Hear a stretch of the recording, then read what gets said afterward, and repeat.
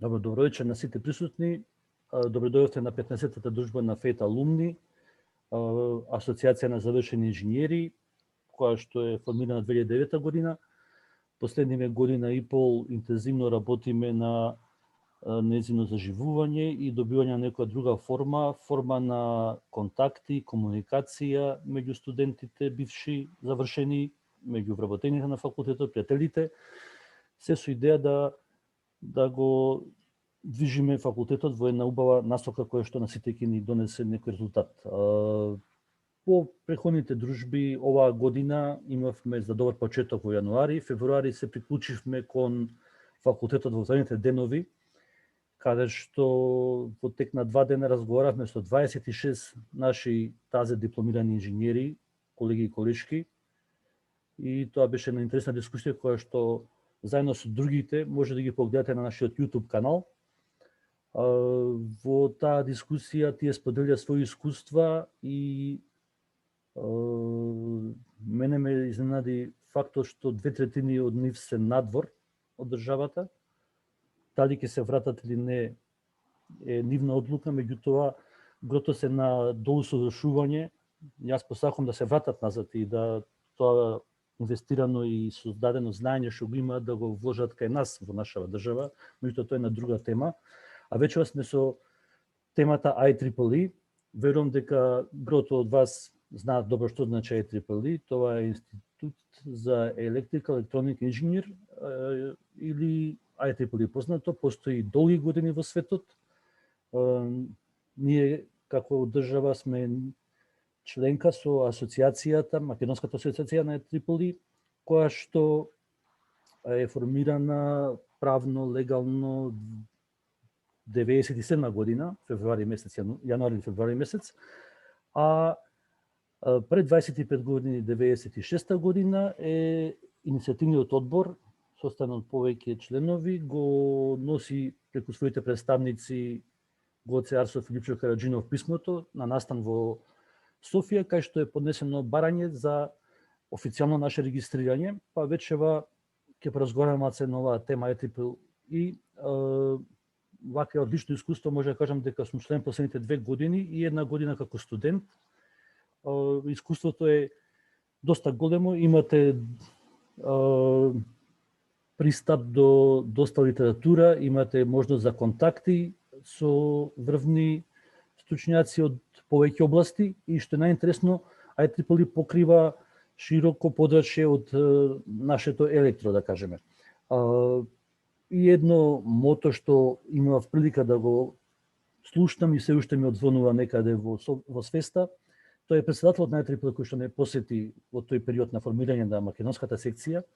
Неговата изјава дека инженерот на 21 век 80% ќе вложува во комуникација, 15% во реализација на конкретни проекти и конкретни инженерски работи и 5% на останатото.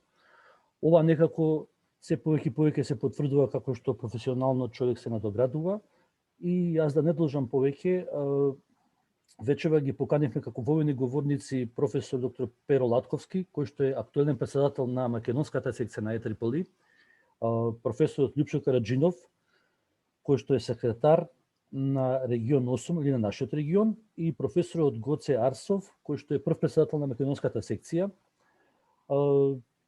Професорите Лјупчо и Гоце се едни од основачите, заедно со екипата која што тоа време беше доста ажурна и ревностна да се формирува Македонска секција и најважно од се таа постои веќе 24 години, па би му дал збор на актуелниот председател професорот Перо Латковски. Перо, добро вечер, повели. Здраво, Манџук. Здраво на сите. Еве, конечно, Манџук, се погодивме со одветна тема, нели? Од која не ти успеа да му убедиш за брачни парови или како беше на електро и уште некои други теории на заговор. Ти за темава и за поканата во секој случај. Јас не спремив некоја посебна формална презентација, но би издвоил некои факти што ве мене ми се интересни за IEEE генерално и за нашата секција. Верувам дека моите ценети колеги соговорници Лјупчо и Гоце ќе ме надополнат во многу повеќе детали. кога ќе се спомне IEEE, личната карта на IEEE и се уште важи дека е најголемата техничка и професионална организација во светот. Верувам дека тоа ќе остане долго време така. Она што е мото е дека се развиваат во рамките на IEEE главниот таргет е технологии за подобрување на човештвото, кои што се корисна на човештвото. Ако погледнете во формалната регистрација на IEEE, станува збор за волонтерско интернационална организација, волонтерски базирана, непрофитна, во секој случај, иако сите знаеме дека има и вработени, оние што ги викаме став. Членството во светот се менува со годините, се менува и во текот на годината и некаде бројките се најголеми кон крајот на календарската година, кога надминуваат 400.000 членови во зборувам на светско ниво, како што ако погледнете во историјата или верувам во слайдовите од Лјупчо ги има тоа, низ историјата започнало секако од Соединетите Американски држави и на почетокот главен дел од тие членови биле од Америка. Денес не е така, овие 400.000 инженери денес што се од над 160 земји од светот и што е најинтересно, 60% од нив се надвор од Америка и припаѓаат на IEEE. На тоа се надодаваат уште 100.000 студентски членови. Она што е најинтересно за IEEE, како што и кажа Тони на почетокот, е дека тоа е една заедница на инженери каде што ни дава можност да споделуваме знаења, да читаме литература, да се збогатуваме и да учиме за најновите технологии кои што се од наш интерес. На глобално ниво, како година за која што започнува IEEE се смета 1884 година, иако во тоа време како American Institute of Electrical Engineers, па некаде во 60-тите, 63-та, ако не се лажам, се спојува со Institute of Radio Engineers за да стане IEEE, како што го знаеме денес. И во тој момент брои околу 100-150.000 членови, од кои над 90% биле од Америка. Некаде на средина од 80-тите брои 250.000 членови, од кои 20% се само надвор од Америка. Денес реков над 60% се надвор од Америка и може онака да се каже дека станува збор за интернационална организација. Членството најмногу расте денес во далечните земји од Азија, а некако стагнира и се одржува во другите земји.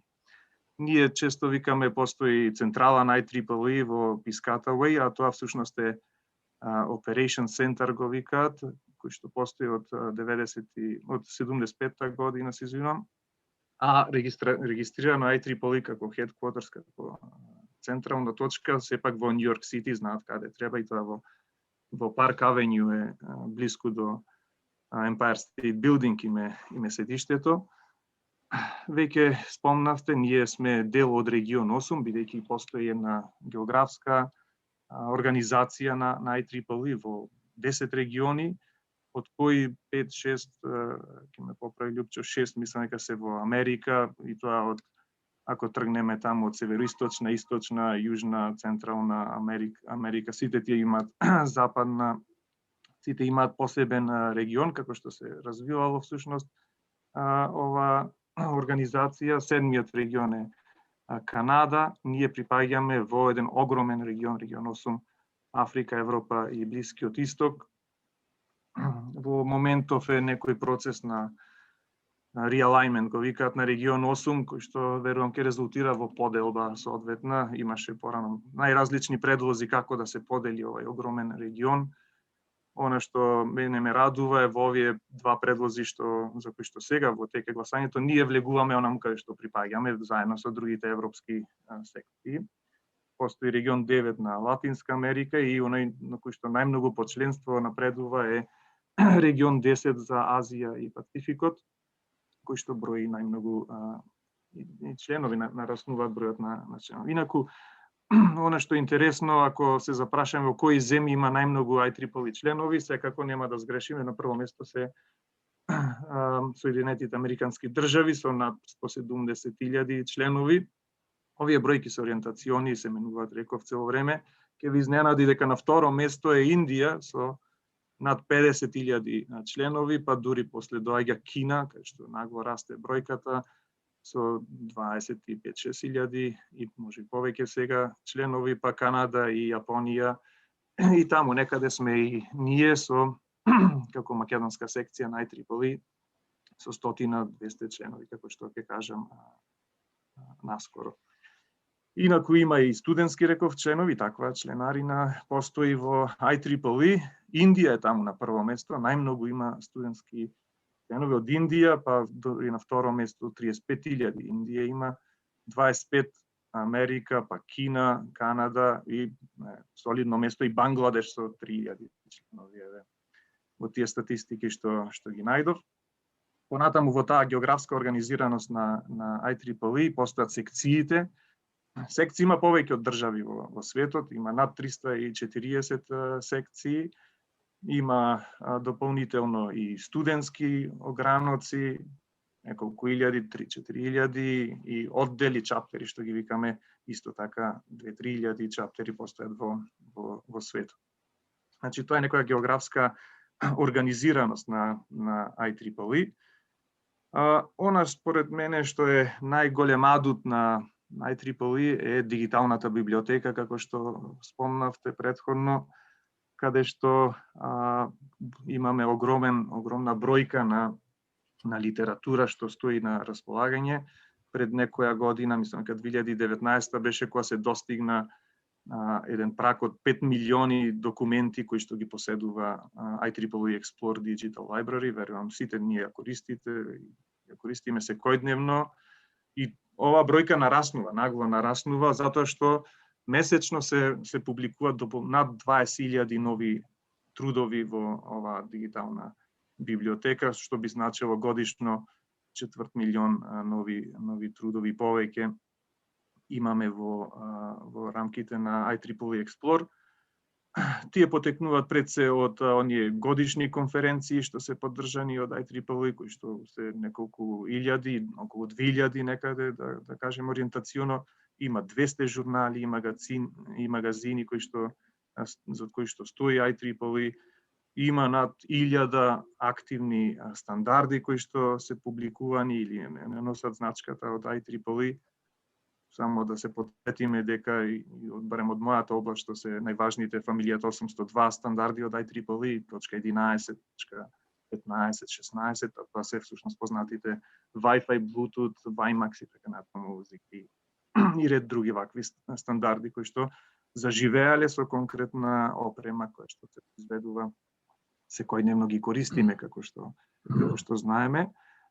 Од наш академски аспект да потенцирам дека таргет ни се секогаш да објавиме труд во журнал од IEEE, бидејќи нивното рангирање на многу високо ниво, нивниот импакт фактор, како што е актуелно, нели последниве години да зборуваме за фактор на влијание, е многу големо. Еве само ќе нафрлам дека од областа на Electrical and Electronic Engineering топ 20 журналите се всушност од IEEE. Од аспект на Automation and Control System топ 4 се од IEEE. Во Cybernetics се топ 3 IEEE журнали. Hardware and Architecture првите 4 всушност се од IEEE. Information System топ 5. И следуваат телекомуникации, 18 од топ 20 журнали припаѓаат всушност на IEEE, да не ги редам сите натаму. Број еден журнал во светот во Industrial Engineering е исто така од IEEE и така натаму. Значи се многу ценети, многу цитирани, така всушност нели се добива таа бројка за факторот на влијание. И сега не само, можеби тоа кај нас не е толку видливо, но во светот не само академската средина, туку и фирмите, и компаниите се активни членови и ги користат придобивките на IEEE на дигиталната база. Има некоја статистика, нели кај нас е популарно од Forbes да се вадат, еве од таму е оваа статистика, дека 29 од топ 30 компании кои што се за електроника и полупроводничка електроника всушност се активни членови претплатници на дигиталната библиотека. Истото важи 14 од топ 15 во Aerospace and Defense компаниите се исто така платници на IEEE дигиталната библиотека. телеком компаниите, 8 од топ 10 се всушност дел од IEEE, кај нас тоа не е така, можеби некогаш беше, но сепак ова е светскиот тренд кој што се надевам ќе дојде и кај нас. Има покрај географската организираност, IEEE има организираност по области, societies ги викаме области, има 39 такви societies, ние нема да ги читам сега да ви кажувам сите, ве самарам, ќе кажам моментално во нашата секција, во македонската секција на IEEE, кои се оддели, издружени оддели ние ги имаме и ќе ги спомнам дури и колегите кои што се председатели на тие оддели, се со цел еве на публиката да им предочиме дека имаме ние активности и да им кажеме каде може да се обратат ако сакаат да навлезат во некоја конкретна област. Во таа насока ние имаме оддел за обработка на сигнали, инженерство, медицината и биологијата, таму е председател Помислав Карталов. Имаме еден здружен оддел за кола и системи, компјутационална интелигенција и системи за управување, Горијан Наџински го води во моментот, здружен оддел за електронски компоненти, инструментација и мерење по управоднички и електронски кола, председател е Катерина Ралева и професор Арсов, председател. Имаме оддел за теорија на информации, председател Александар Ристевски и Кафеджиски, колегата исто е подпредседател. Имаме индустријска електроника, индустријски апликации, енергетска електроника, таму треба се обратите кај Гога Цветковски, компјутери, Катерина Тројачанец Динева го води, одделот за телекомуникации Марко Порјазовски, за електроенергетика Јорданчо Ангелов. Имаме здружен оддел со најдолго име за едукација, роботика и автоматика, системи, човек и кибернетика, таму е Невена Ацковска. И тоа се генерално нашите оддели, здружени оддели, а македонската секција поседува и студентски огранок на IEEE при УКИМ и има огранок на млади професионалци, тазе завршени дипломирани инженери, влегуваат во овие млади професионалци кои што се прилично интересен таргет за IEEE, таму се вложуваат многу средства и многу активности точно за овие млади професионалци. Вака се развивале низ историјата всушност сите овие оддели, верувам ќе има и нови и ќе се развива и понатаму, ќе имаме и нови области. Веќе реков, нашето членство варира во текот на годините, порем во статистика што имам од 2015 наваму, вкупниот број на членови е максимум бил 220-30 членови, моментално се 160. Се надеваме со вакви активности, како што ги организира и Манџук, ќе се прошири нели ќе актуелноста за IEEE и ќе го зголемиме и членството. Ја не би должел понатаму и многу повеќе. Веќе дам можности на другите соговорници да изнесат, верувам, интересни факти, што ќе се основа за убава дискусија понатаму. Перо, ти благодарам за убавиот исцрпно излагање, кај што ни даде убав осврт што се покрива и опфаќа IEEE, како функционира нашата македонска секција. Да, точно не успевме да те поканиме за брачните води, меѓутоа гледам дека убаво пливаш и во овие професионални води, ти посакувам успех во работата. А сега му дам збор на Љупчо Караџинов, професорот, кој што е секретар на регионот Осумли, нашиот регион, и еден од почетниците на основањето на IEEE во Македонија. Професоре, поведете. Благодарам. Јас, ако случајно се појави ехо некој, ќе ми кажете да ги ставам слушалките. Бидејќи овој компјутер е од оние all-in-one, па кај што е микрофонот и хард драйвот и почнувате да врти, па некогаш има ехо. Така да ако не се слуша добро, кажете ми, ќе ставам. Па можеби е подобро со слушалки, се осеќа некој шум, не знам после како ќе биде со снимката. Овој микрофон ќе биде подалеку од позадински шум. Дали е сега се слуша? Да. Повели. Јас во оваа презентација, за да може да ги видите тие региони на слика, затоа ја искористив оваа презентација, инаку имаше многу слайдови, скратив, меѓутоа се уште нешто се повторува од тоа што го кажа Пиеро, така што тие слайдови ќе може да ги прескокнеме. Еве на почетокот за глобалното IEEE, како што спомна Пиеро, тоа е најголема техничка професионална организација. Веројатно затоа се нагласува техничка професионална, зашто веројатно не технички може има поголеми како медицинари, адвокати и така натака, ама од техничкиве ова е стварно најголема, бројките ги кажа. И мисијата во моментов е нели foster technological innovation and excellence for the benefit of humanity. Оваа мисија и се менуваше со текот на времето, така што 89-та година јас кога се вклучив беше Networking the World.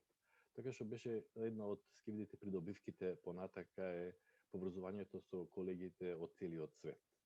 А визијата е секако да се биде лидер и препознатлив лидер во нашата професија, што и навистина успешно го прави IEEE.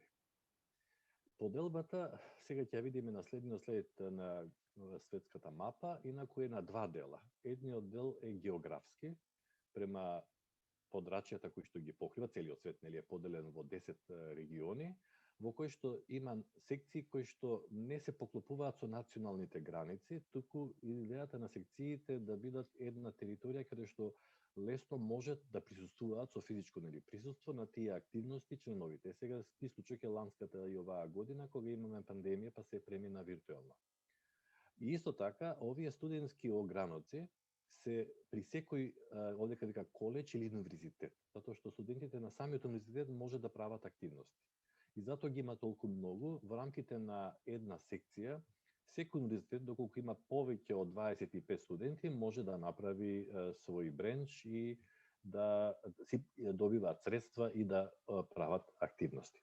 Од друга страна пак, во поглед на целата област што ја покрива IEEE, целата електротехника, електроника, информационите технологии, компјутерство и информационите нели и како велат computer science and technology, значи сето тоа што го покрива е поделено во 37 технички society и тие технички society пак прават чаптери на локално ниво во рамките на секцијата. Ние према бројот на членовите ги имаме тие што пред малку председателот Перо ги кажа, а студентите пак можат да прават чаптери во рамките на студент бренч. И тие чаптери пак имаат нели посебни активности во склоп на техничките активности.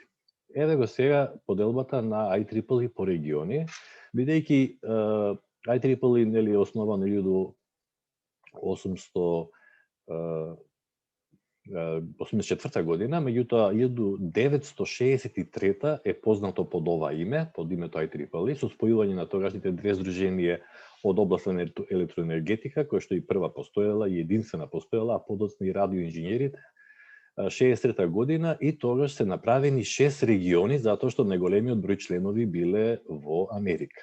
Канада е нели седмиот, а еве Европа, која што у тоа време не офаќала толку голема територија, еве само помал дел од Европа, е 8-миот регион, Латинска Америка 9-ти и она што во тоа време се нарекувало како регион 10 било остатокот од светот. Па но бидејќи тоа малку навредливо, подоцна нели сега Азија и Пацифик како регион. Добро. Скупниот број на членови према еве неколку факти е околу преку 400.000 членови. Се менува бидејќи член се станува, затоа ќе спомнеме нешто на последните слайдови, со плаќање на годишна членарина која што воопшто не е мала, одредна големина $100. И така што ако во следната година не платите членарина, не ве броиме во овие членови. Не, секако дека може да го обновите членството, меѓутоа затоа ова членство не е уште поголемо, значи доколку би била помала членарината или некако соедно за членување сте стално член, сигурно оваа бројка би била 10-кратно поголема. Потоа, во рамките на овие 400.000 се вклучени и овие 116.000 студентски членови. А бројот на светско ниво на секции, чаптери, студент бренч и така натака, студент бренч чаптер, сега ги гледате овдека. Покрај тоа, постојат и така наречени affinity groups, кои што ги има и кај нас. Еве, тоа се интересни групи на млади професионалци, каде што влегуваат сите оние што дипломирале по дипломирањето до 15 години. Предходно, пред известен број години, ова се нарекуваше Gold, Graduates of the Last Decade, и беа во последните 10 години, но ова се промени и сега кој Young Professional се од 15 години по дипломирањето, се уште се смета дека се тие во својата кариера не го достигнале врвот и затоа имаат потреба да се дружат и да разменуваат искуства. Исто така, нели, жените во инженерството како група постоеше кај нас, но секако да се биде и овдека има некоја членарина од 10 на $20, па ние го имавме претходно, но еве сега во моментов не постои оваа affinity group и доколку се зголеми бројот на live members наскоро, ќе може, нели, 6 луѓе ако имаме, а што се условите за live member ќе видиме на еден од следните слайдови. Од технички аспект, 39 society постојат и овие бројки мислам да не ги повторувам, еве претходно председател Перо Латковски ги спомна.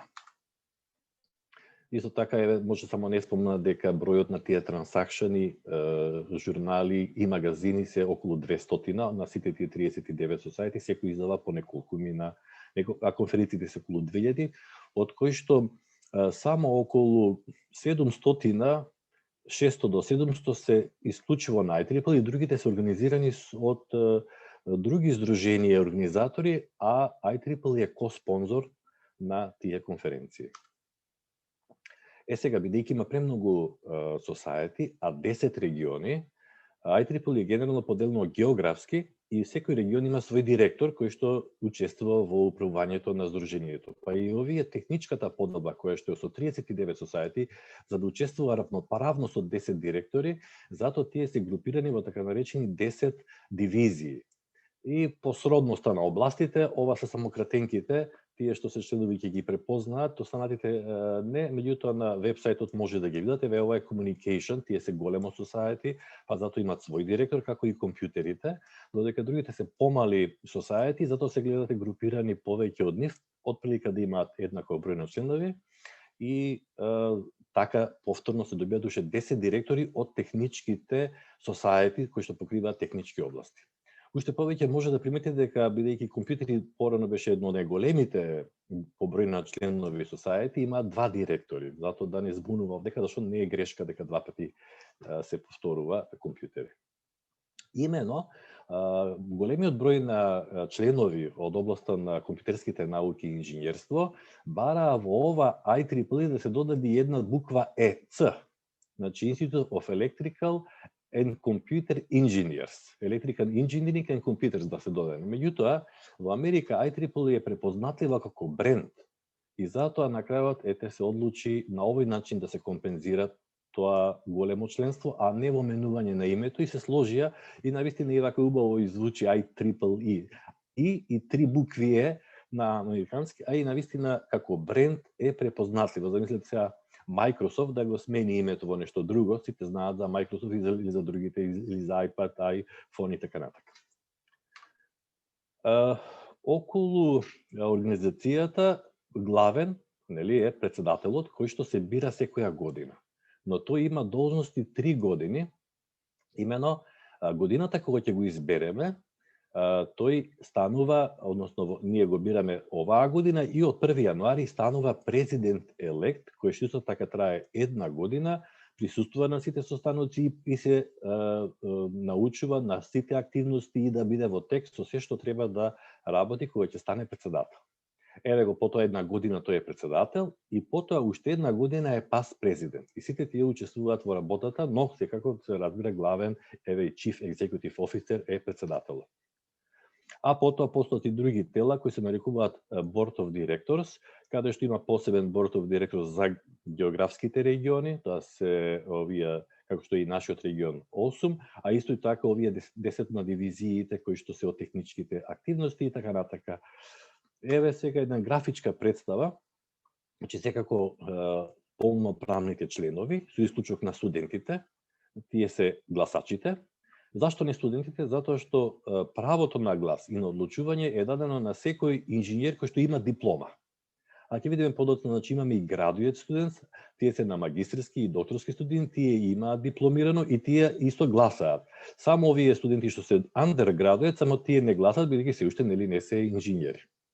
И сега тука постојат еве Board of Directors, каде што секој директор го представува она организациона единица, овдека се кратинките користени Organizational Unit, ОУ, од кој што е избран, но истите тие учествуваат и во така нареченото собрание, каде што не треба да го представува организационата единица од каде што е избран, туку да ги представува интересите на целото здружение. Па има двојна улога, тука гласа во интерес на своето членство, а овде во интерес на целата организација. И нормално, гледате во оваа поделба, главниот борд е географскиот, се нарекува MGA, Member and Geographic Activities Board, каде што се секциите и регионите, и тука спаѓа нашата македонска секција на IEEE, а исто така втор главен е за техничките активности, тоа се оние 39 society, тие имаат свој борд, еве ги тие society, и сега чаптерите кои што се локално припаѓаат на секцијата, ама се однесуваат на технички активности, имаат два родители. Не е битно која е мајка, која е татко, значи од една страна се секциите, од друга страна се овие society кои што се технички.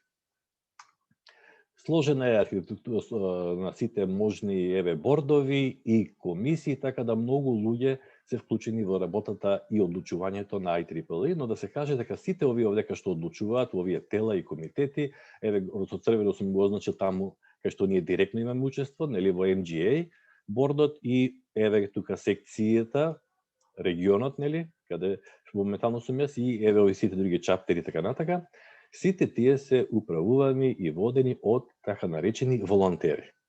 Додека пак вработените во IEEE се нарекуваат стаф и тие не се инженери, бидејќи тие се занимаваат со административни работи, тие се обично бизнис администрација или пак со средност и така натака, и затоа тие не ни можат да одлучуваат нити па ја разбираат нашата проблематика.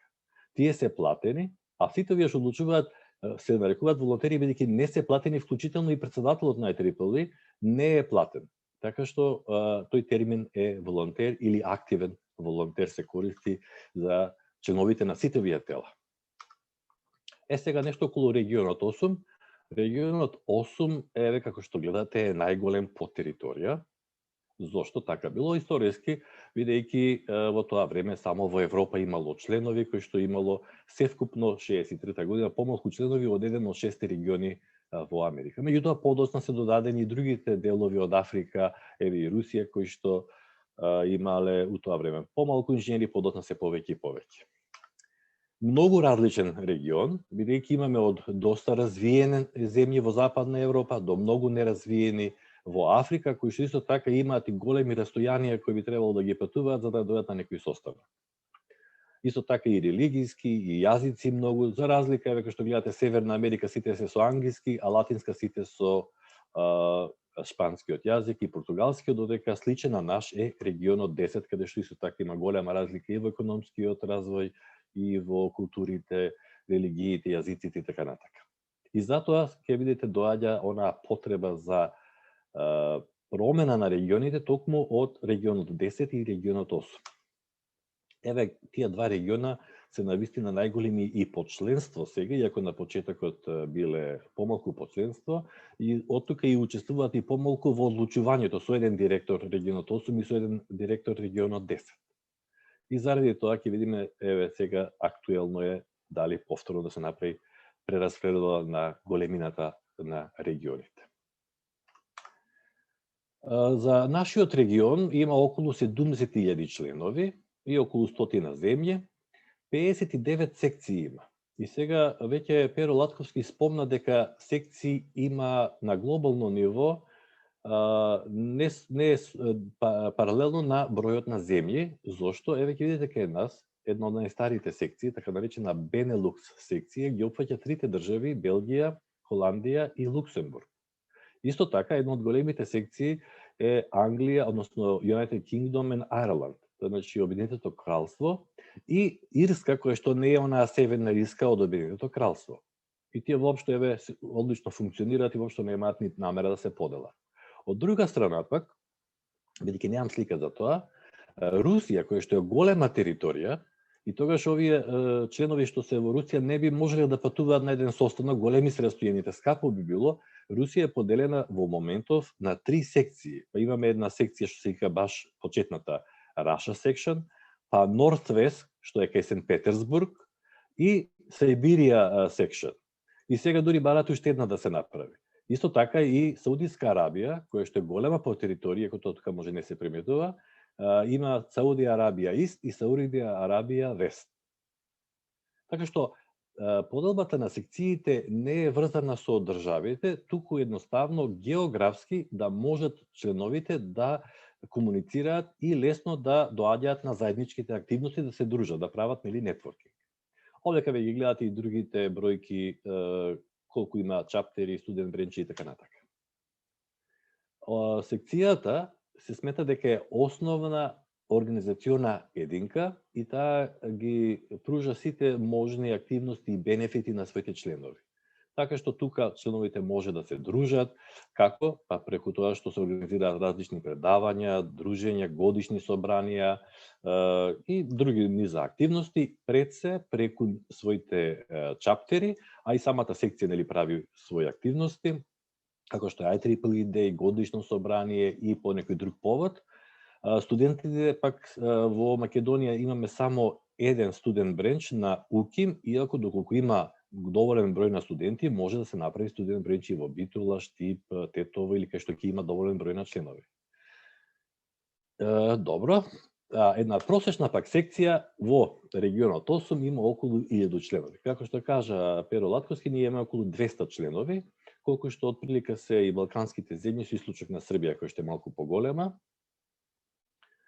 И еве гледате, на просечна секција има околу 9 чаптери, ние сме тука некаде 8 чаптери, една affinity груп и така натака. Значи горе доле тука сме во просекот, тоа што само можеби ова е медијана, а ние имаме просекот тука е, гледате, околу 1000, затоа што големите секции се Германија, Обединетото кралство, Италија и Франција. Исто така и Бенелукс, додека сите други секции се па тие го дигаат просекот на 1000. Раководството на регионот 8 е прикажано тука и тоа се луѓето кои што гласаат за донесување на сите одлуки. Имено, тоа се пред се 59 чеари или председатели на локалните секции. Исто така имаме и 10 субсекции кои што се или дел од некоја секција или некои локални организациони единици кои што немаат 50 членови. Па додека не го постигнат големиот број, тие се уште немаат право на глас и се нарекуваат субсекција и еден кансел, тоа е Африка кансел. Тие учествуваат, исто така право на глас имаат и 8 членови на операциониот комитет, тоа е екзекутив борд, тamo овдека се нарекува Operational Committee, и исто така главната работа, затоа дека вели организативот, се токму овие овдека ќе ги видиме подоцна appointed members кои што ја вршат целата работа, додека овие првите пред се одлучуваат. Имено, еве го операциониот комитет и тука ги има овие 3 директори, како што имаше 3 председатели. Имено во моментов сега директор е Антонио Луке, претходно беше Магдалена Салазар Палма, и таа учествува во работата уште една година, уште 2 години, бидејќи мандатот на директорот овдека е 2 години, па исто така и новиот директор што е веќе избран, тоа е Винченцо Пиури, ќе биде 2 години директор и уште 2 години ќе помага во работата Магдалена Салазар Палма. Покрај тоа има секретар, моментално тоа сум јас, трежерер и тројца вајс чеари што се задолжени со координација на овие appointed members и нивните подкомитети кои што ја вршат целата работа во помошта на другите активности во регионот. Имено имаме еден што е за member activities, за technical activities и за student activities.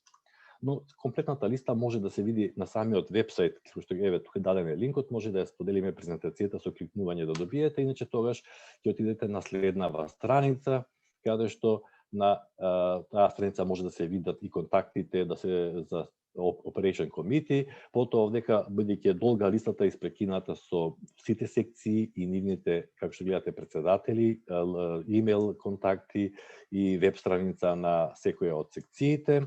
И еве ги тука овие главните работници што се целата работа што ја вршат. Тие се така наречени appointed members, бидејќи не ги бираат непосредно членовите, туку директорот ги назначува. Нормално тој врши консултации со своите вајсчери и со останатите за да ги избере. Добро, ова е во ростерот, тоа може да прескокнеме. Еве ги колку се прилика околу 20-тина се такви апоинтити и дополнителни ad-hoc тела, кои што се само привремено, кои што не се влезени во operational manual и кои што додека е мандатот 2 години на директорот, помагаат, после може следниот директор да не ги обнови тие подкомитети, додека овие што се standing subcommittees, тие секоја година постојат. И како што може да видите, за секој од типовите на активности има по некој си подкомитет со неколку членови, од 2 до 5 члена, сите тие се волонтери, за да бидат апоинтите, овдека во принцип има правило дека би било пожелно да се претходно чери на некоја секција, за да ја знаат работата и на локално ниво. А самиот регион 8 има генерално 2 годишни состанока на кои што се донесуваат сите одлуки, врши координација со своите секции, нивните активности, им дава поддршка се што треба, исто така представува врска према глобалното IEEE, а посебно студентите, young professionals и чаптерите имаат голема поддршка од вајсчарите, кои што координираат активности меѓу секциите, значи на ниво на регионот.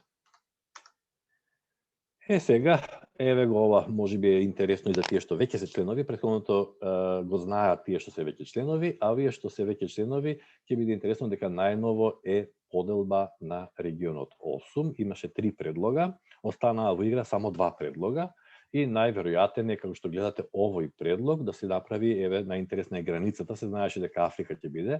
Меѓутоа, еден недостаток на овој, како и на следниот предлог, е нееднаквата бројка на членови во двата дела што ќе биде.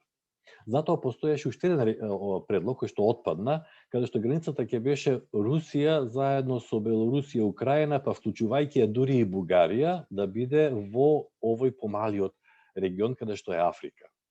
И тогаш ние ќе бевме на самата граница, тој е предлог С, но тој последни за дискусии отпадна и сега остана овој предлог. И потоа, гледате, Турција веќе е во регионот кај што е Блискиот Исток, а вториот предлог, кој што е помалку веројатно дека ќе биде прифатен, е овој регион каде што само Африка би била поделена во. И тогаш гледате, поголем дисбаланс постои према бројот на членови, но вака па географски е некако по компактен и помалку проблем би имало со некои секции што би се противеле границата да биде токму кај нив. Ова истото важи и за регионот 10, кој што сега би бил еден предлог е да се подели на 2 дела. Едниот би се викал Северна Азија, а другиот Јужна Азија и Пацификот. И тогаш границата би одела вака со тоа што во Северна Азија, како што гледате, би останале Монголија, Кина, Јапонија и Јужна Кореја и добро овие ако се сметат за независни држави, значи толку малку додека поголемен број од другите би бил во вториот регион. Постои еден ваков предлог кој што помалку е веројатен дека развиениве Австралија, Нов Зеланд да влезат со останатиот развиен дел, пред се затоа што и сама према бројот на членовите, но што ќе биде таму ќе видиме подоцна, затоа што еве како што гледате дискусијата и предлози од нас, од самите секции се очекува до 30 април. Ние не сме на границата и не сме многу засегнати, доколку беше оној предлог С, каде што токму меѓу нас и бугарската секција требаше да биде границата, а тогаш ќе бевме подзасегнати. Сега веќе сме безбедно во центарот на регионот, а инаку се очекува дека одредени одлуки ќе бидат на борд на директори направени на крајот на јуни оваа година. Околу бројот на секциите, еве гледате како постепено се формирале секциите. Еве тука може да видиме, ова е бројка 1, еве број на нови секции. 97 година ова е нашата секција е формирана, инаку првите секции се веќе добро од 63-та постои како IEEE, еве до дека некаде, претходно биле другите две здруженија во Америка, така што еве гледате како нагло се зголемуваат нови секции, нели подоцна се формира прво, ќе видиме еве на следниот слайд, од југословенската секција се оделија 3 како наследници, па потоа ние, па Босна и на крајот и толку нема Црна Гора уште. Сега по распаѓањето на Југославија, бидејќи не можеше да се, не дека територијата беше голема, како што гледате Бенелукс опфаќа 3 држави, туку поради непријатностите што постоја во војната не можеше да се одржуваат заеднички состаноци и среќам на професорите, членовите, инженерите меѓу себе беа пријатели, па не се подлегна на тие провокации во текот на војната и они се договорија 3 секции кои што имаат доволен број на членови да бидат пријателски и да продолжат да соработуваат и да бидат сите наследници на југословенската секција. И така да сега тие имаат оваа година свој 50 годишен јубилеј, бидејќи сите равноправно беа наследници. Ние во тоа време немавме доволно членови и останавме во се уште она што остатокот на југословенска секција. Подоцна, кога успеавме, за тоа можеби, бидејќи мислам дека за историјата ќе зборува малку повеќе Арсов, кога добивме доволен број на членови со помош на нашето министерство и факултетот, ние направивме петиција 96 година, ја однесовме во Бугарија, 97 на 14 февруари официјално ни беше одобрено да бидеме посебна секција и тогаш бевме формирани, а подоцна и Босна доволно членови собра и таа сега е посебна секција, така што во таа југословенска секција на крајот го сменија името, бидејќи останаа само Србија и Црна Гора, а Црна Гора можда би можела да биде, но нема доволно членови и затоа не може да формира своја секција. Околу членството многу има придобивки. Јас би посочил од сите вие што ги гледате на слайдот, пред се дека сте член на една глобална заедница и да спомнам, не знам дали спомнав претходно, дека јас во 89 година се запишав на магистерски во Загреб и тогаш прв пат слушнав за IEEE, бидејќи некако немаше информации во Македонија. И мотото Networking the World или поврзување со своите колеги од светот, тоа беше главното мото, нели, и мисијата на Сдруженијето и ми беше многу примамливо. И од тогаш постојано, значи едноставно сум активен, иако нормално за сите што се во академската заедница пристапот до часописите на IEEE Explore, како и попустите што ги добиваме на самите конференции, кои што се од 50 до 100 долари попуст за некоја регистрација што е од 500 до 1000 долари, се главна мотивација и заради тоа можеби во нашата секција најмногу имаме членови од академската заедница. Меѓутоа IEEE има многу низ за други предобивки кои што ги гледате наведени се еве и овдека на овој слайд. Неколку зборови за тие што не се членови, какви све степени на членство постојат. Именно секој што завршил барем 3 годишен факултет, 3 или 4 годишен факултет кој што е акредитиран од областа на Electrical Engineering, Computer Science и сродните области, може да биде полноправен член. После 10 години од искуство во кариерата, во кој што може да бидат вклучени и магистерските и докторските студии, може да се стане senior member и тоа е неголемото, нели, и единствено звање за кое што може секој член сам да аплицира по стекнатото искуство од 10 години, при кое што прикажал значителни перформанси, кои што ги приложува во својот документ. Сега, следното и највисокото звање е fellow member, и тоа е само за еден мал број, околу 2% од вкупниот број на членови, кои што имаат посебни достигнувања во областа и за тоа не може сам да се аплицира, туку се поднесува апликација од други, исто така ги гледаат вашите достигнувања и еден многу мал број може да биде fellow.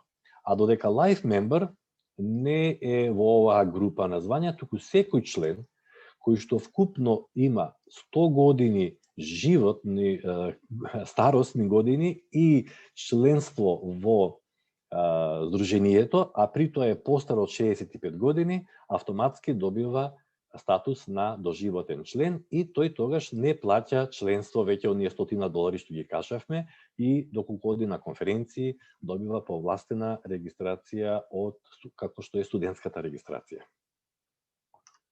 Добро.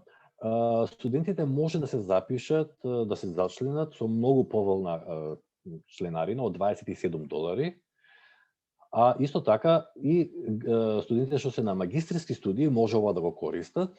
Меѓутоа и кај едните и кај другите потребно е, тоа пред се за другите држави важи, барем 50% од времето да се зафатени со студирањето. Бидејќи знаете во другите земји има и вонредно студирање, па може да работат. Сега ако повеќе од 50% од времето работи, значи и заработуваат, па тогаш немаат право да добијат попуст. Кај нас во принцип сите студенти се редовни, не се вонредни студенти и ги задоволуваат овие услови. Сега по дипломирањето, во 15 години по дипломирањето се уште може припаѓаат во групата на млади професионалци и на таа Affinity Group.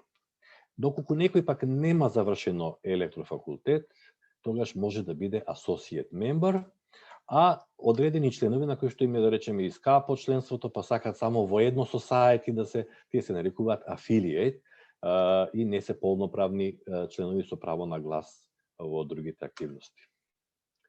Еве, чисто колку за информација колку чини тоа членство, јас сум го прикажал тука дел од моето членство. Значи, во Европа тоа е годишното е $166, а ние бидејќи сме во земја во која што примањата се по $13,000, можеме да аплицираме за 50% попуст. И потоа, на тоа се додава $20, еве овдека 22, овдека не се гледат од ова сликата околу 20 или $30 за секој од society и при тоа може да види кои се часописи се вклучени во таа сума.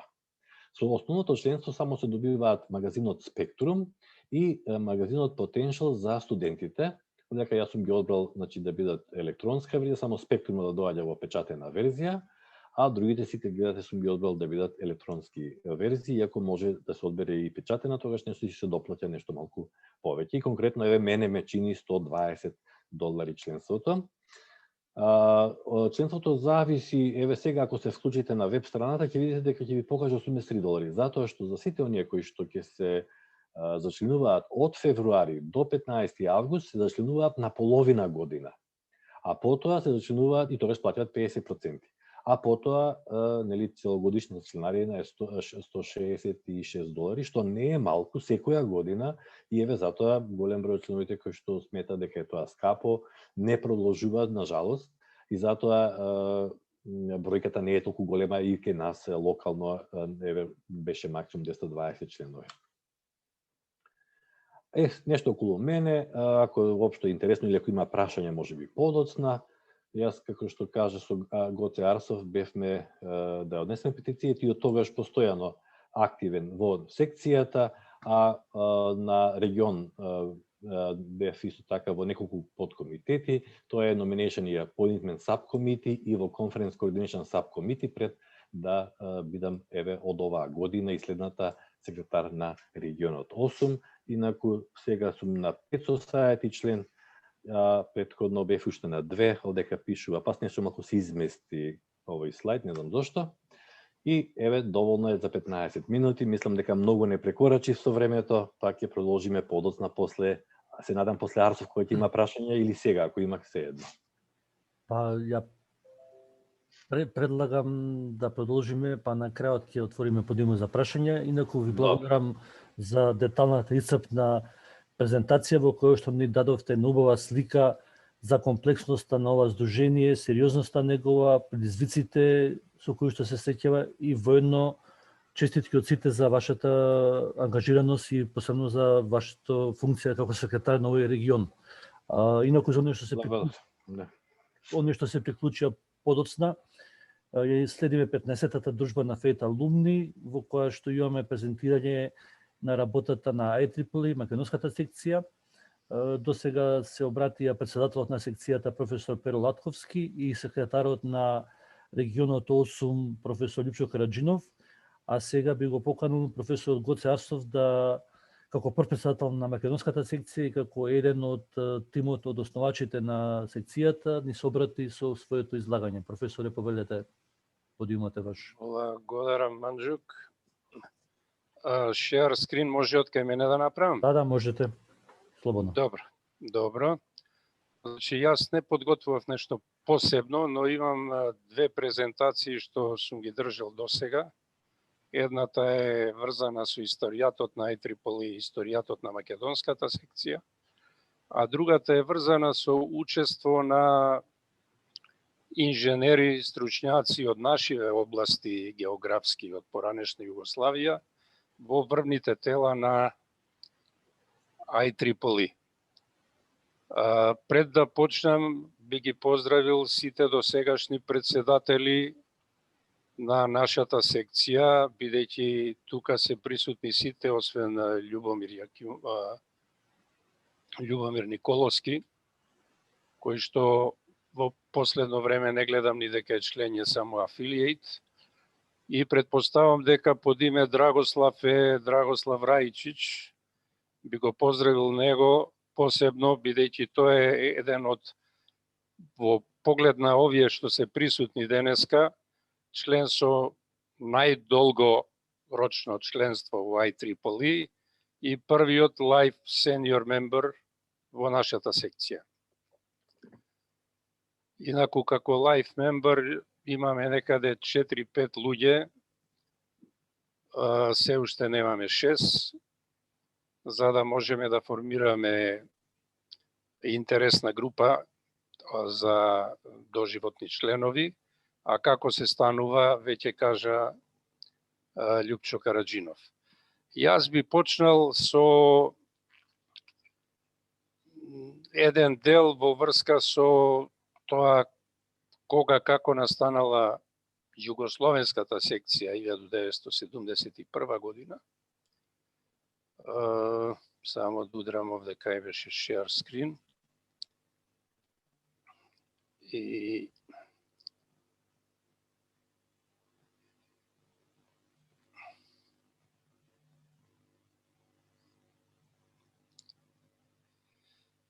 значи, она што е интересно, фактички е дека југословенската секција, која што е формирана 1971 година, е прва секција на IEEE од земјите од Источна Европа. Додеше Југославија беше во тоа време нешто помеѓу Исток и Запад. Потоа е формирана Полската, па Унгарската секција. А проширувањето кон Исток почнува дури по паѓањето на Берлинскиот зид. Ова се податоци од јануари. Гоце, јас не го гледам, нема шер. Шерот. Да. Нема ли шер? Ајде, да, доле има share screen и после одбери кој скрин да го подариш, па кликни на него. Чебе, ти удрив ја share screen тамо. Ама треба да одбереш кој скрин. Многу силно се игри меѓу. Добро. Овој.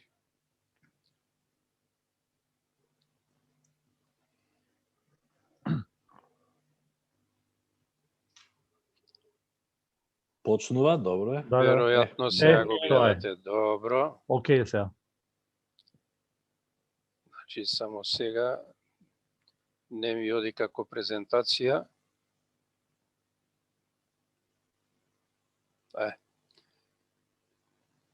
Значи, тоа е она што е интересно. И уште една работа е интересна, што политиката, иако тврдиме дека не е дел од IEEE, погледнете колку членови имало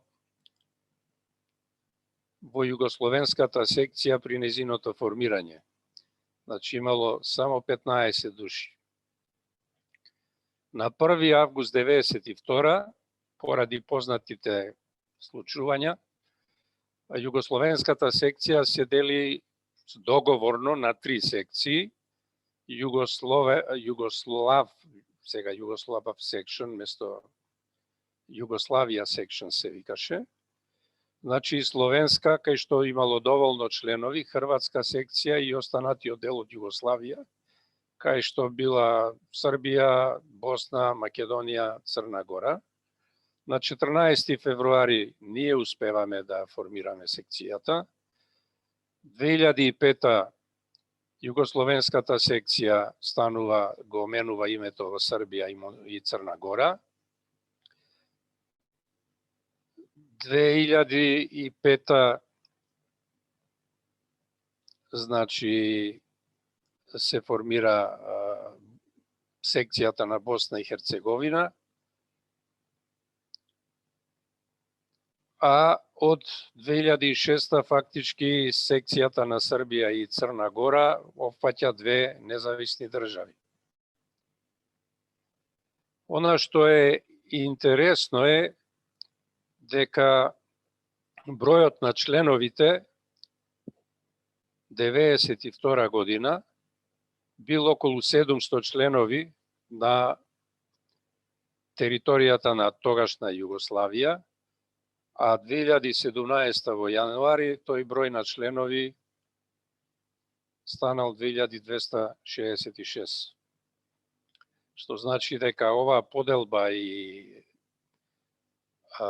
формирањето на новите секции на вистина имало резултати.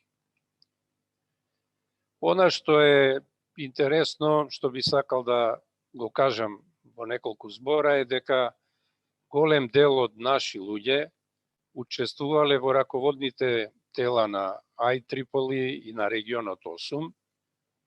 Ќе почнам со Никола Тесла, кој што е еден од основачите на Американскиот институт на електротехнички инженери и кој што бил 1892 година подпредседател на АИЕ. Нема да навлегувам, бил исто така активен член во на другото здружение, кое што со соединување со Американскиот институт на електротехнички инженери 1963 го формира IEEE. Михајло Пупин, за кој што се тепаат сите во поране Србија, Македонија, од каде е, чиф е, дали потекнува од Вевчани или од некое село блиску таму или понатаму, бил председател по 1917 година на Институтот на радиоинженери, а 25-26 бил председател на Американскиот институт на електротехнички инженери. Значи на обете здруженија од кои што е формирано IEEE. Покрај другите би ги спомнал еве Дејан Милојчич, кој што беше лани или преклани кандидат за председател, кој што бил председател на една дивизија, бил директор, бил председател на Computer Society, Лилјана Трајковиќ, Воино Клопџија, кој што исто така бил председател на едно од society-те, Душан Бороевиќ, кој што беше и коорганизатор на ЕППМЦ, односно ко-председател, кој што беше председател на ПЕЛС, Мирослав Беговиќ, кој што бил и председател на Power Engineering Society, Дамир Новосел, Мелиха Селах, Едвина Узуновиќ, Виктор Стефановиќ, кој што е од нашата област, Емил Леви, Јовица Милановиќ. Тука се дадени повеќе имиња, да речеме Маријан Груден е првиот председател на Југословенската секција, па потоа бил Јожеф Фурлан, Мирко Веховец, Балдомир Зајц е фактички последниот председател на Југословенската секција, подоцна пред незиното делење, но подоцна директор на регионот 8. Па тука се голем број луѓе, тука се наведени и председателите на нашата секција, го нема најновиот Перо Латковски, бидејќи овој слайд правен порано. Во регионот 8, да речеме, Балдомир Зајц беше директор, Марко Делимар од Хрватска исто така беше директор, Александар Сабо беше референт за различни области, Душанка Бошковиќ беше подпредседател за образование, Игор Кузле за технички активности, Владимир Катич, покрај тоа сме учествувале јас, Стојадиновиќ, Љупчо Караджинов, Владко Стоилков беше еден прв од нашите членови, да речеме, на нашата секција, кој што беше еден од беше ВЦФ координатор на регионот 8. И тоа е од прилика во врска со луѓето што од нашиве краеви учествуваат во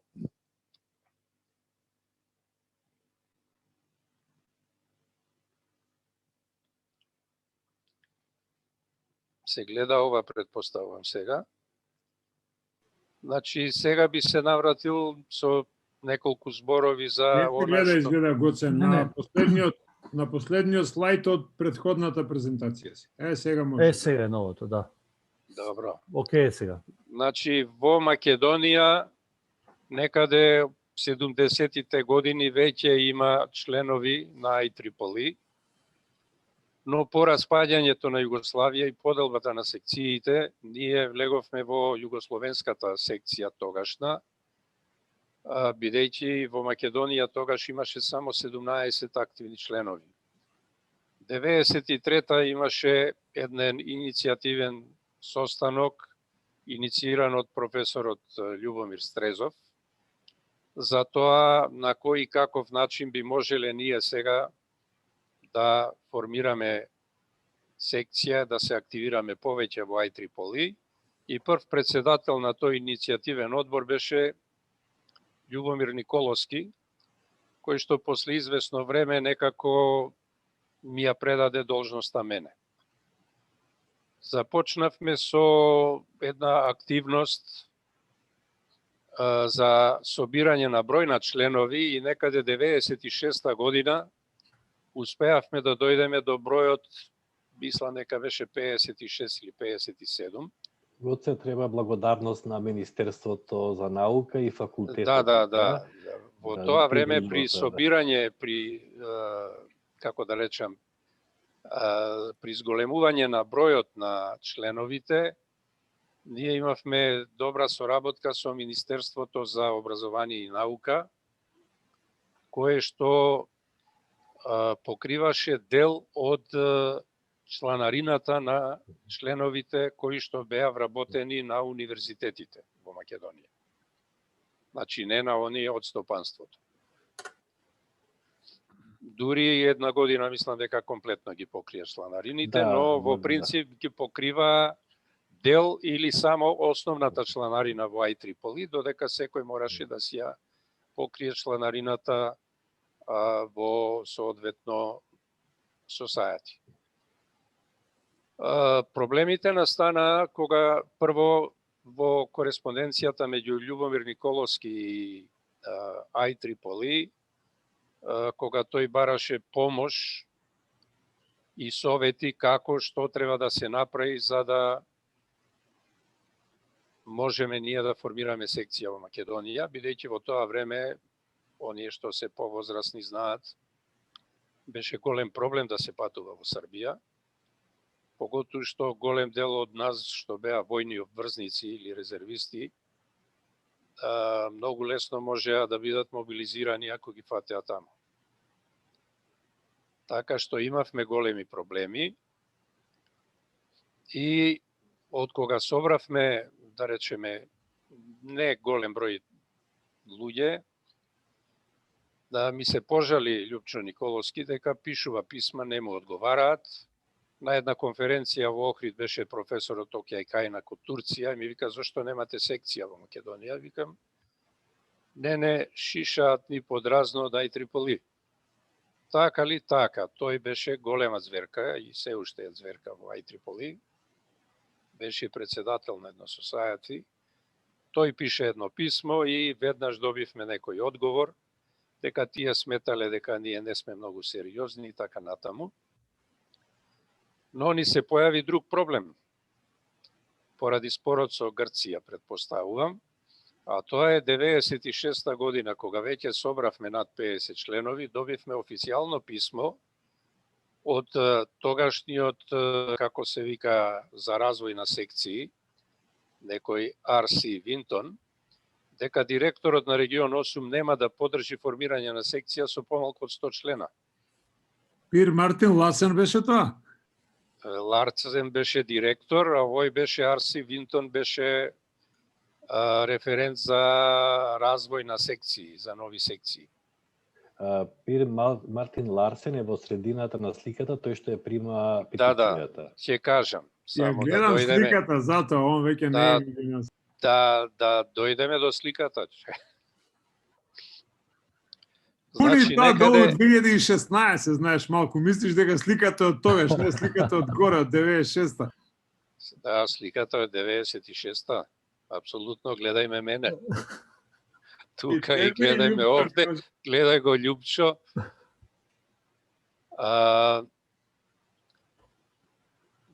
Некаде крај на септември, како беше, отидов на конференција во Созопол и во тоа време фактички бугарците добија секција со 56 подписи на, значи во време кога нас ни бараат 100, бугарската секција е формирана со 56 подписи на петицијата и со организаторот на конференцијата Electronics во Созопол продискутира, викам, бе, како добивте секција? Не знам, вика, ја, ете ти го председателот, нашиот добар пријател Јордан Колев, кој што вика, нема проблем, вика, за 2 недели, вика, на 15 октомври ми доаѓа председателот, вика, и директорот на регион 8 во посета во Софија, дојди, вика, ќе те запознам со нив, Воли Рите, вика, супер човек, ќе завршите работа. Добро. И некако се собравме јас и Љупчо, у она време малце тешко се патуваше со кола до граница, со такси од граница. Малце задоцнивме, не ги фативме на универзитетот, но ги најдовме во зградата на Бугарската академија. Председателот Воли Рид од Канада и директорот Пер Мартин Ларсен. Односот на Воли Рид беше многу срдечен, односот на Ларсен беше чека јас да правам муабет, таму има студенти. На крај го фаќа Воли Рид за джакетот вака овде за рамото и му вика, дојди бе, дошле професори од Скопје, студенти ве ти си и утре тука. Првото што ми го кажа Ларсен беше, вие сте од таму, уште имате проблем со името. Каков проблем, викам, немаме ние проблем. Добро. На крај му викам, не ми се допаѓа мене твоето име и он се зачуди. Викам, чив проблем е се тоа, ваш или мој? Па се насмеа. На крај се решивме да им ја дадеме петицијата, ама ние бевме доволно мудри, направивме петиција во 2 примерока. И тој вика, ама не е тоа редот, не треба така, тоа треба да се прати. Викам, имаме ние примерок, што ќе го пратиме, а ова викам вака. Да го направиме овде, викам, со фотографија. И на крај Пер Мартин Ларсен го прими документот. И она што беше интересно е ова писмо. Имено Воли Рид му вика, слушај, вика, Пер, што не го поканиш ти професор Арсов на Sections Конгрес, кој што се одржува за 2 недели, вика, во Денвер? Ама они не се секција, е добро да ќе бидат секција. Ама не да го поканиш само, и да му платиш, вика. Ама нема покана, има покана, нема за виза. Со Јордан Колев отидовме, донесовме неговата покана, го покривме името горе и подписот доле, направивме копија, ја донесовме и ние сме веројатно единствени што биле на Sections Конгрес, чии што имиња се напишани со раката на председателот, и подпис нормално оригинален на председател, зашто сите други добиваат факсимилче. Сега беше проблем, треба се оди, треба се плати, он ќе плати од после, ама ја не може да ти ќе платиш, вика, ако има проблем, сите ќе ги пуштиш кај мене. За среќа, Министерството се сложи да покрие дел од трошоците, така што успеавме, јас и Љупчо Караджинов, да отидеме на Sections Конгрес, затоа што двајца полесно вртат, полесно договараат. Она што е интересно е дека во петицијата наведовме име на секцијата Republic of Macedonia за секој случај, да немаме проблем со грците. И првата работа што ја направивме со покојни Јоргос Контаксис, кој што беше председател на грчката секција, беше дека ние треба да бидеме, дури да сме фиром, треба да бидеме македонска секција. Меѓутоа, за да немаат они проблем, ние ќе бидеме Republic of Macedonia Section и грците, верувајте, не ни правеа проблем. Гоце, само да додадам, зашто Репаблик, бидејќи мора точно да се знаат границите на секцијата и на тој начин беа одредени со границите на државата. Ама немаше држава Македонија во тоа време, немаше ни покрајна Македонија во Грција во тоа време. 95-та веќе бевме... Не, добро. Ние така донесовме одлука за да нема проблеми, за да се дефинира точно која територија ја опфаќа секцијата, дека нема мешање на географскиот поим Македонија и затоа предложивме да биде Republic of Macedonia Section. Она што се случуваше после тоа беше малце за 2 дена фактички го испуштивме рокот, инаку уште во Денвер веројатно ќе беше одобрена секцијата, но морало од кој ќе дојде писмото официјалното она, да поминат, не знам, 2 недели или 3 недели и за 2 дена не го фаќавме рокот, така што остана за наредниот состанок за на тогаш Regional Activities Board се викаше, сега е MGA, нели? И почнаа да стигаат писма од Пер Мартин Ларсен до IEEE до мене да го смениме предлогот и да крстиме секцијата во фиром. Грците си чутеа нормално и она што беше интересно, добивме мејл од наредниот председател на 97-ма, Чарлс Александар, кој што вика, бе, јас сакам да дојам да ве посетам на 7 јануари. Ја му викам, чак на 7 јануари е нашиот Божик, викам, нема луѓе, ја... На 3 сакаше да дојде прво, па ние го рекавме... Меѓу 3 и 7 негде сака да дојде, и му вика, меѓу Нова година и 7 нема жив човек, викам. Јас ќе те примам, Љупчо ќе биде тука, меѓутоа нема да има студенти, нема вработени, нема, кај нас се распуст, викам. И он дојде наредната недела после Божик. Меѓутоа ние уште не бевме, значи ние сме, како да речам, посетени од председателот на IEEE во ранг на секција, иако не бевме секција. Она што е интересно на Sections Конгрес во Денвер, јас имав право на глас како секција, иако не бевме секција. Че имавме таква поддршка од Воли Рид и од Реймонд Финли, кој што беше тогаш подпредседател за регионални активности и кој што одлучуваше фактички, кој што раководеше со телото кој одлучува. Чак дојде и од кај се отиде во Атина и ни направи проблем. После тоа дојде официјално писмо, реакција од Атина. Предпоставам дека беше присилно, бидејќи немаше што да прави Јоргос Контаксис, мораше да го напише, но немаше проблем. На 14 официјално станавме секција.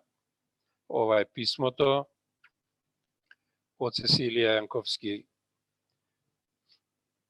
дека сме формирани како секција. Потоа имавме посета од Воли Рид крај на 97-ма како пас президент на Македонија. И сега да не одам, имавме повеќе активности. Она што сакам да кажам е дека во овој период сме имале посета на еден актуелен председател, еден пас председател, па уште еден председател, тоа беше Карен 2017.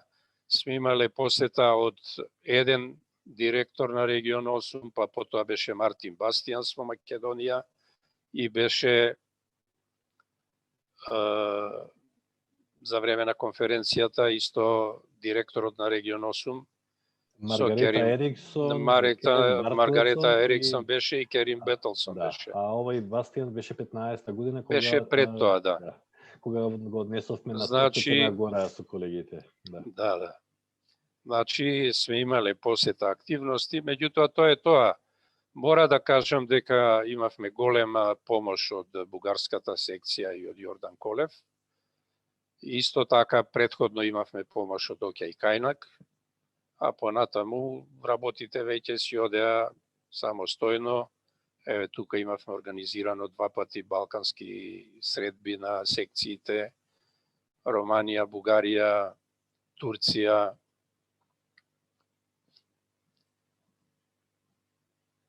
И не би сакал, еве тука е списокот, на крај треба да го додадеме Перо Латковски на досегашните председатели. Меѓутоа, она што е интересно е дека ние сме мала секција. Во рамките на IEEE отприлика 2% од членовите работат како волонтери. Јас овде до 2016 година некаде имам 2 слајда со луѓе кои што биле на некој начин волонтери, членови на секцијата.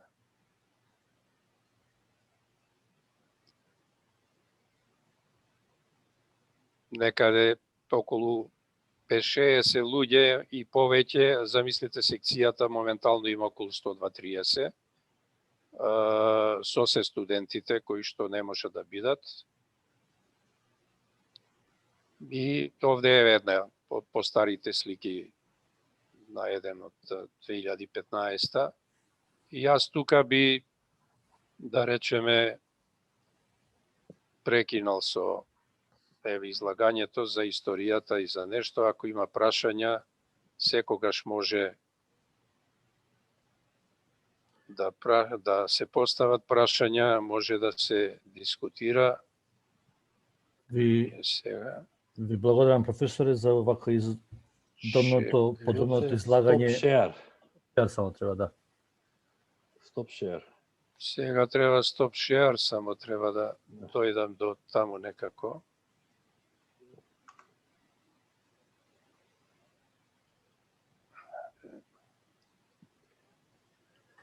Горе кај што ти е you are viewing, горе зеленото, така.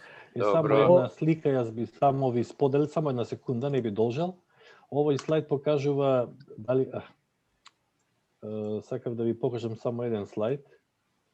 Овој слайд беше во in memoriam за овие тројца кои што минатата година починале, па го спомна Пир Мартин Ларсен, да се одаде Resolution of Appreciation на последниот состанок на регионот ОС. Толку. Благодарам. Добро, и Воли Рид почина 2011, кога беше Sections Конгрес, чи 2011 почина Воли Рид. Ремон Финли беше исто така председател, не знам, не ми одговори на честитката годинава, не знам што е со него, но тоа е тоа. Во ред, благодарам. Гоце, фала ти многу што не врати малку историја. Сега бевме млади. Бевме млади и убави, сега сме само убави. Тоа беше Добро. професорот. Анџук, ајде еден предлог вака, да Гоце. направиме една групна слика, да уклучиме камери сите и вака еден од денешниот состанок, една... Планирав тоа за крај, во ред, може и сега, не е проблем. Ајде, окей, вклучете ги камерите тие што сте во можност со камери. Многу ми е драго, Јасмина, што ја гледам, не сум ја видел. Страф ми е да помислам колку години. Ама она е иста, уште. Сите сме професор Драгослав, само уште, добро.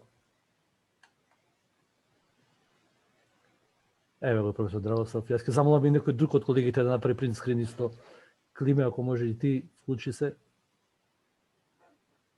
Окей. Ајде, одбројувај, Манџук, на 3. Ајде, 3, 2, 1, сега. Окей. Тоа беше професорот Гоце Арсов со неговото излагање. Сега го отварам подуимот за прашања, коментари. Мислам дека добивме една убава слика за што се работи, они што не знаеа за IEEE, за неговата сериозност, неговата комплексност и неговата поддршка што ја дава на секој професионален инженер. Не те слушаме. Ако зборуваш, не те слушаме. Сега? Не, се слушаше, Манџук. Љупчо не те слушал, сигурно, пошто слушалките не му се на слушалките уши, не му а се му уши, се да. врснати у компјутер. Океј, значи, поведете со прашања, ако имате на оваа тема, го имате председателот на IEEE, го имате првиот председател на IEEE и професор Љупчо, секретарот на регионот, така да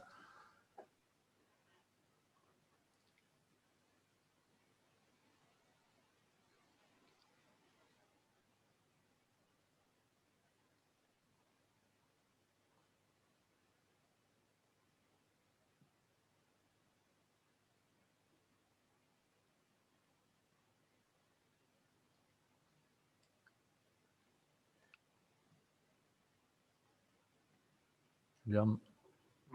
Манџук, ајде да кажам нешто јас, ако Повели, може. Повели.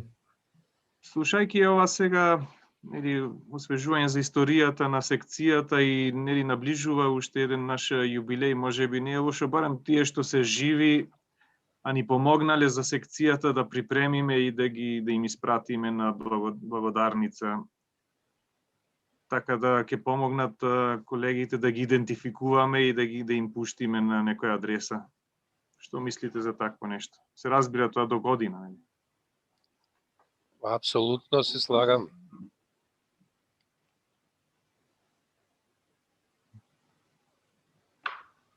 Имам ја едно прашање, ако може. Повели, Ристо. Ми остана вака впечаток дека име се многу познати, меѓутоа како гледам каква организација. Само ако може да го намалиш малце звучникот, ако ти е вклучено, ти некоја фонија се создава. Дали е добро сега? Да, малце подобро. Значи, мене го гледам од слайдовите што ги покажа Љупчо пред се гледа колку еден робусен систем е. Ме интересира, пошто овака баш изворно да ми кажете, како успеа овој систем да носи одлуки? Пошто стварно е робусен систем и стварно е чудно на толкава организација и на толку инстанции, како се успеа да се донесе една одлука. И дали се тие дали овој систем е ефикасен, дали носат конкретни одлуки, дали функционира тоа како систем, пошто малку ми е интересно. Или точно е дека системот е гломазен, меѓутоа за разлика од она што ние сме научени во Европа, овој цел систем е некако базиран на американското право, а тоа дури сега некој го уочија кога беше председател Трамп. Именно и тој како председател на Америка, што е пресликано па на другите здруженија, има неовластени ограничувања, има скоро неовластени, јата тој не може да има конфликт на интерес како британската кралица, тоа што целата земја е нејзина, па од кого би она имала конфликт на интерес. Сега во IEEE многу секој што е избран чеар или председател има многу поголеми права него што овде кај нас и тие имаат големо право на одлучување со исклучок на она што е доделено на бордот на директори. Од друга страна пак локалните одлуки се оставени и голема независност има директорот на регионот и на секцијата, председателот на секцијата. Нормално нашата секција пак е формирана по законодавството за невладини организации во Македонија и затоа за неа важат истите правила како и за другите невладини организации. Меѓутоа на ниво на регион и на ниво на големото IEEE многу има права самиот што е директор или председателот на IEEE и тоа функционира со исклучок на овие одлуки околу поделба на регион или што се однесуваат на сите, тие многу споро се однесуваат бидејќи треба дискусии, па на локални тела и така натака. А екзекутив одлуките без проблем функционираат. Така што не гледам проблем бидејќи не можеме да го сватиме нивниот начин на делување е сосема поинаков. Инаку, иако има многу членови, тие воглавном гласаат за председателот и потоа сите права се веќе префрлени на председателот, директорот и другите тела. А инаку самото здружение има вглаботено околу 1100 стаф мембар, кои не се инженери, како што кажав, Тие ги припремаат часописите, состаноците, сите други наши членства ги евидентираат во базите на податоци и така натака. Тие не одлучуваат, тие имаат екзекутив директор, баш како фирма, кој што се регрутира и е вработен со плата и тој се регрутира од некој раководител на исто поголемина фирма која што економска оператор некој, речеме, како голема фирма, и тој преминува да биде директор на ова здружение со толкав капитал, со толкави приходи. Именно еве околу приходите, околу пола милиарда се приходите, а од членаријата се само 40 милиони. Така да другите приходи се големи и они бираат директор да го води тој дел, стафот, а не председателот. Председателот е нели они ние што го бираме, кој што претходно раководел со послична големина и приход друга приватна компанија. Така што во принцип нема проблем. Проблем имаме кога ќе додат предлози од членството кои што тешко се прифаќаат. На пример, секои 3 години се одржува Section Конгрес. И тогаш учествуваат делегат, по еден примерен делегат од секоја секција и тие даваат препораки на бордот на директори кои одлуки сметаат дека се најприоритетни. Еве сега една што би ве интересирала, другите може не се толку интересни за разни попусти. Едната би била, бидејќи членството на многумина им е големо, да се овозможи некој да се претплати на 3 или 5 години и при тоа да добие 20-30% попуст. И се таа уште не е имплементирана одлука, се разгледува во MGA, во тој борд на директори и така натака, и тоа ќе трае. Исто и поделбава на региони се очекува да се донесе одлуката во јуни, дека уште 2-3 години ќе треба додека тоа сето да се имплементира во документите, па дури после да профункционира. Така што навистина има споро имплементирање на некои одлуки, а иначе екзекутив одлуките се не се проблематични бидејќи големи права имаат оние што се избрани. Дали, мислам, и одговорив на прашањето? Можда може јас да додадам нешто. Прво, сите функционери што се избрани во IEEE се бираат на непосредни избори. Демократски, не со еден, туку со најмалце 2 предложени членови, при што секој што сака да биде предложен, има апликација IEEE врз база на која може да побара поддршка од соодветен број на членство и доколку собере доволен број на потписи, станува автоматски кандидат за председател, за директор на одреден регион, за директор на одредена дивизија. Значи, секаде гласаат соодветните членови кои што се членови на тој дел од IEEE. Например, председател на одредено society го бираат членовите на тоа society. Постои систем на гласање електронски или со хартија, кој како сака. И постојат апликации кои што и ние како секција ги користиме за избори и електронски се врши гласањето и нема проблем. И тајно и некој нема увид кој како гласал, бидејќи електронски не. Да. Имаш увид само дека ти гласале тој толку проценти, на крај имаш увид во резултатите на изборите на секцијата, меѓутоа и тој што ги води изборите нема увид у тоа кој гласал и за кого гласал. Он знае само дека гласале толку луѓе и дека гласале и дека се резултатите тие. Дури и за некои одлуки за измена на bylaws или за constitution, мислам дека делови од нив се пуштаат исто така на целото членство и во одреден рок од 15 дена или месец дена, секој може да се изјасни, како да речам, прагот е негде 10%, нели треба минимум да гласаат за да биде валидна одлуката од вкупниот број на оние со право на глас, така што запазени се демократските принципи, но она што е извршна власт, извршната власт работи според документите кои што ги има, може да прави се, меѓутоа не може да оди надвор од тоа. Благодариме за појаснувањето. Некој друг за прашање, коментар, сугестија?